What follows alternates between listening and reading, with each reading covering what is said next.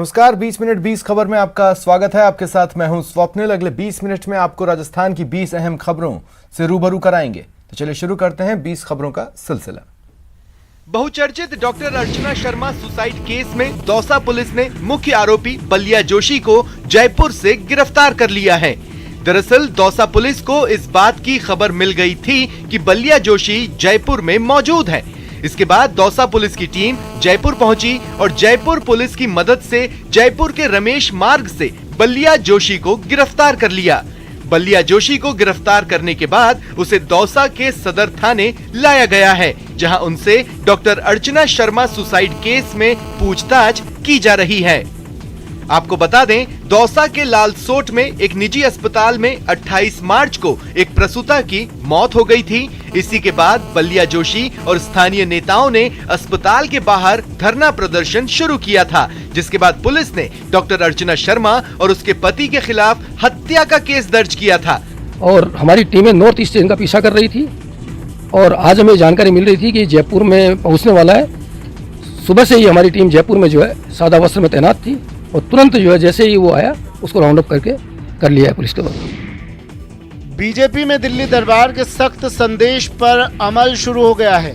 इसी आदेश के तहत बीजेपी प्रदेशाध्यक्ष सतीश पूनिया पहली बार झालावाड़ का दौरा करेंगे और बीजेपी कार्यकर्ताओं को प्रशिक्षण देंगे।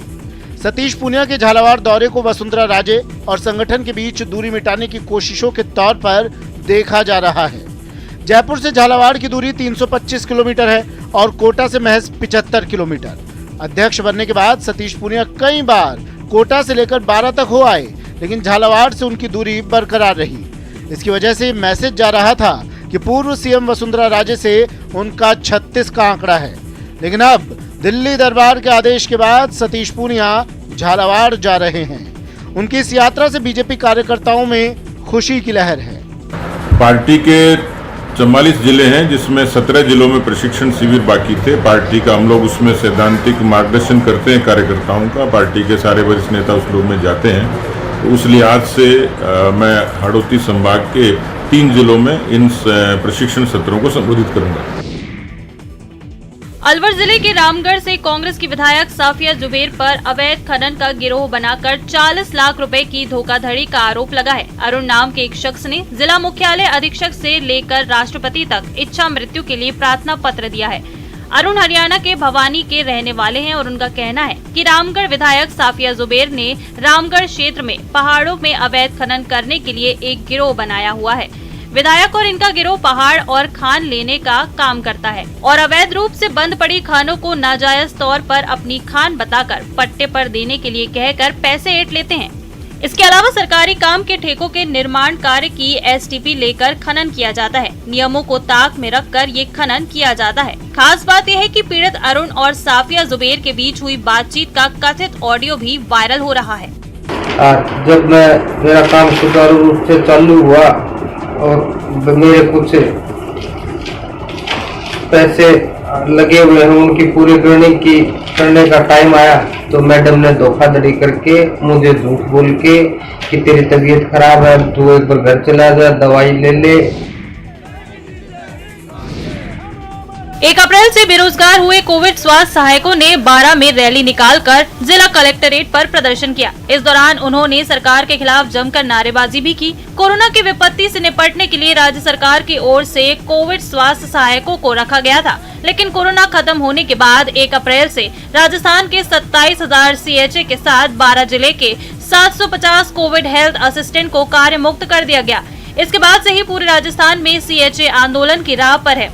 इसी आंदोलन के तहत 12 जिले के सैकड़ों कोविड स्वास्थ्य सहायकों ने शहर के अलग अलग रास्तों से होते हुए जिला कलेक्ट्रेट तक रैली निकाली, जहां पर उन्होंने राज्य सरकार के खिलाफ जमकर नारेबाजी की।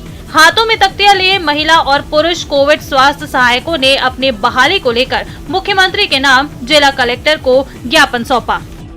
सरकार ने हमें हमारे काम को देखते हुए उसकी सराहना तो नहीं करी, उसको आगे बढ़ाना चाहिए था, उसको जारी रखना चाहिए था। जैसे दूसरे राज्यों, मध्य प्रदेश में देख लो, उत्तराखंड में देख लो, दिल्ली में देख लो, लेकिन इस हठधर्मी सरकार ने अपनी हठधर्मिता दिखाते हुए हमारे को 31 मार्च को कार्य मुक्त कर दिया गया।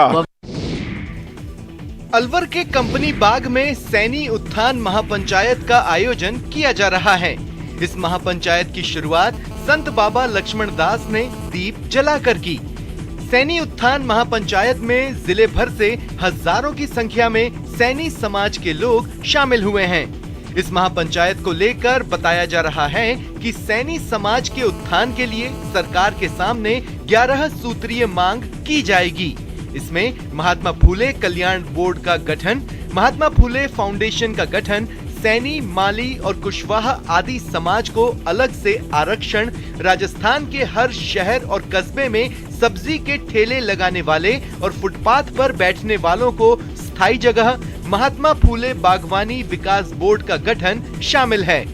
हमारे समाज के संत बाबा लक्ष्मण दास जी ने, अध्यक्ष जी ने, सभी लोगों ने मिलकर दीप प्रज्वलित करके कार्यक्रम का शुभारंभ किया और अब ये चर्चा होगी सरकार से 11 सूत्री मांगों पर। डूंगरपुर के सीमलवाड़ा इलाके में शराब ठेकेदार आजकल पुलिस वालों से परेशान हैं और वो इतने परेशान हो गए हैं कि उन्होंने अपने ठेके को बंद करके उसकी चाबी आबकारी विभाग को सौंप दी है। शराब ठेकेदारों का कहना है कि पुलिस वाले उनके ठेके के बाहर खड़े रहते हैं और शराब खरीदने आए लोगों से जबरन वसूली करते हैं। अगर कभी किसी ने कुछ इधर उधर किया तो वो ठेकेदार के खिलाफ भी केस दायर कर लेते हैं। ठेके के बाहर खड़े पुलिस वालों की वजह से अब लोगों ने शराब खरीदना बंद कर दिया है। इस वजह से शराब व्यवसायियों को लाखों का चूना लग रहा है। पुलिस वालों की इसी करतूत से नाराज होकर 4 ठेकेदारों ने ठेके पर ताला लगाकर उसकी चाबी आबकारी विभाग को सौंप दी है। बताया जा रहा है कि इन 4 ठेकों पर साल भर में 30 करोड़ का कारोबार होता है। दुकानों के आगे तो पुलिस वाले बिठा रखे हैं, जिससे कस्टमर माल लेके निकलता भी है तो उनको डरा धमकाया और कस्टमर वापस दारू की दुकान पे आता है और बोतलें वापस रख के जाता है। जिसके आज हमने सोच के ऐसी दुकानें तो चल नहीं रही हैं पुलिस वालों को देख के, तो फिर हमने दुकानें ही सुपुर्द कर दी। उदयपुर जिले के ऋषभदेव से एक हैरान करने वाली खबर सामने आई है। बताया जा रहा है कि यहाँ ऋषभदेव थाने की पुलिस एक महिला और उसकी सास को जबरन थाने ले आई और घंटों बिठा कर रखा। महिला के साथ उसकी छोटी सी बच्ची भी थी जो भूख लगने पर बिलखती रही, लेकिन पुलिस वालों ने उसकी एक न सुनी।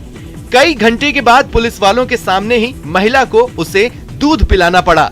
महिला का आरोप है कि इस दौरान जब उसने पुलिस वालों से ये पूछा कि उन्हें थाने क्यों लाया गया है तो उनके साथ दुर्व्यवहार और मारपीट की गई।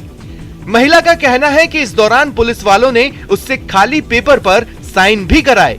इस मामले में अब महिला ने अपने वकील के जरिए जिला पुलिस अधीक्षक को एक ज्ञापन सौंपा है।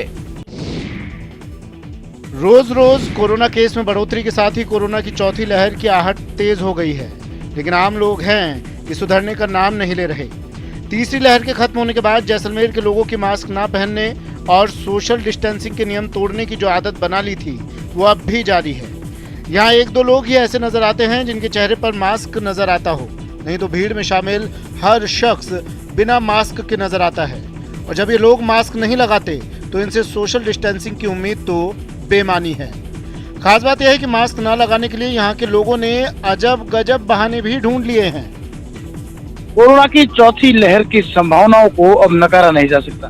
देश और प्रदेश भर में कोरोना के केसेस आना शुरू हो चुके हैं, लेकिन लोग हैं कि अब भी लापरवाह है। अभी आपने देखा तो कहीं ना कहीं जो है अब लोग कैमरा देखकर मास्क लगाते हुए नजर आ रहे हैं। लगानी चाहिए, मास्क तो बहुत जरूरी है। अब सिक्योरिटी के लिए मास्क तो बहुत जरूरी है। लोग मास्क नहीं लगा के गलती कर रहे हैं, लोग को इन्वाइट कर रहे हैं। कहीं ना कहीं इनका कहना है कि लोग कोरोना को जो है वो न्योता दे रहे हैं। कुल मिलाकर इक्का दुक्का व्यक्ति मास्क पहने नजर आते हैं, कुछ लोगों ने कैमरा देखकर मास्क पहना। कोटपुतली के नारहेड़ा में एसीबी की टीम ने कार्रवाई करते हुए विद्युत निगम के कनिष्ठ अभियंता नरेंद्र बाकोलिया को 2 दलालों के साथ परिवादी से 20,000 रुपए की रिश्वत राशि लेते रंगे हाथों गिरफ्तार किया।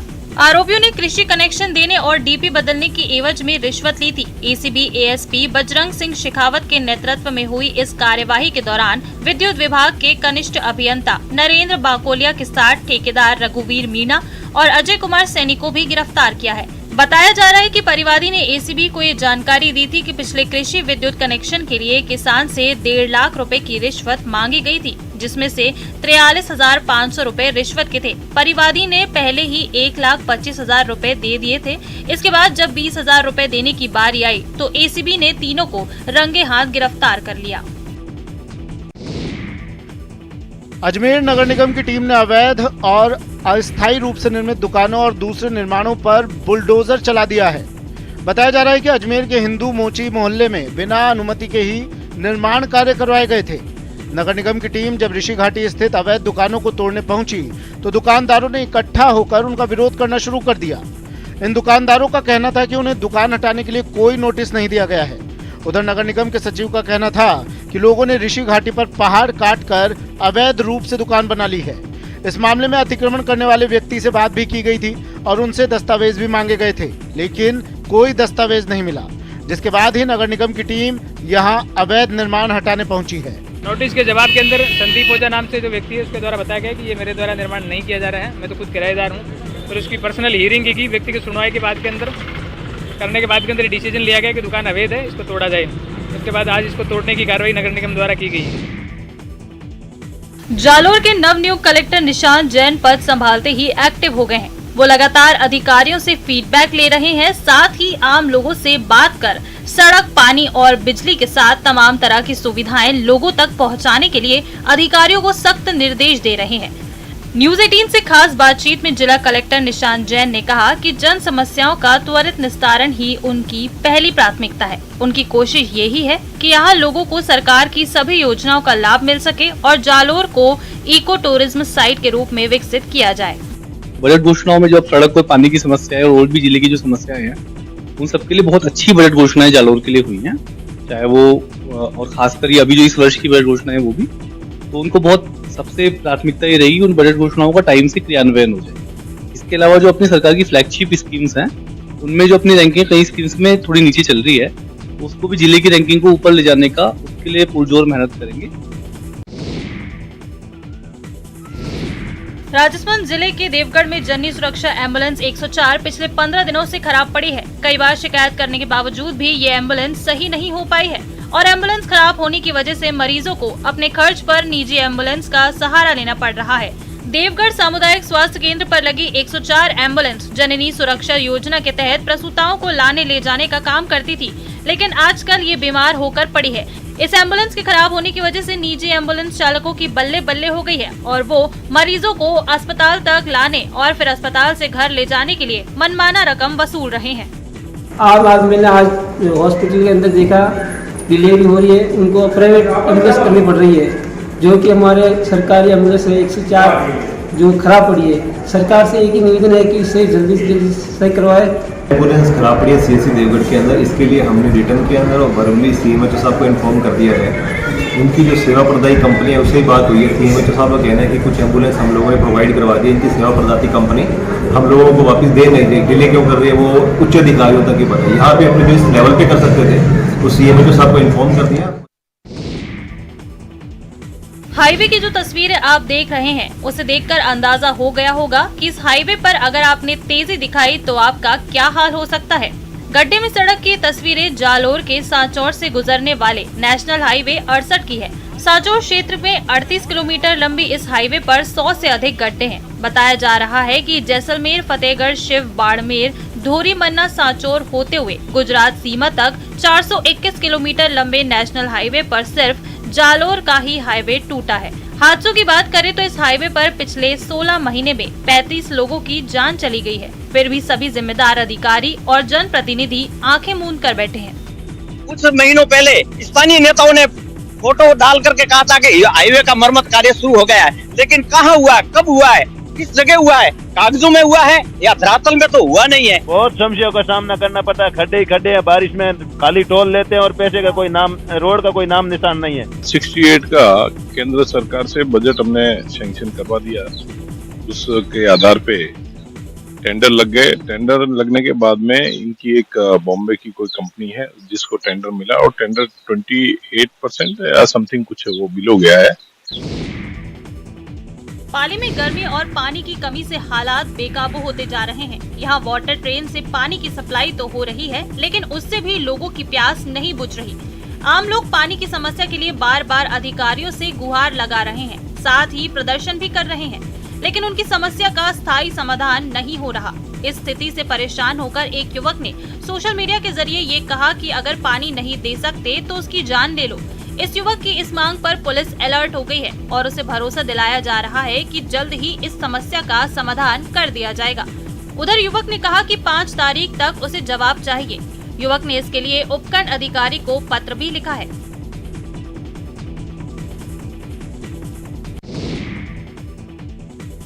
अजमेर में गांधी भवन चौराहे पर निर्माणाधीन एलिवेटेड रोड के पास एक हादसा हुआ, जिसमें एक शख्स गंभीर रूप से जख्मी हुआ।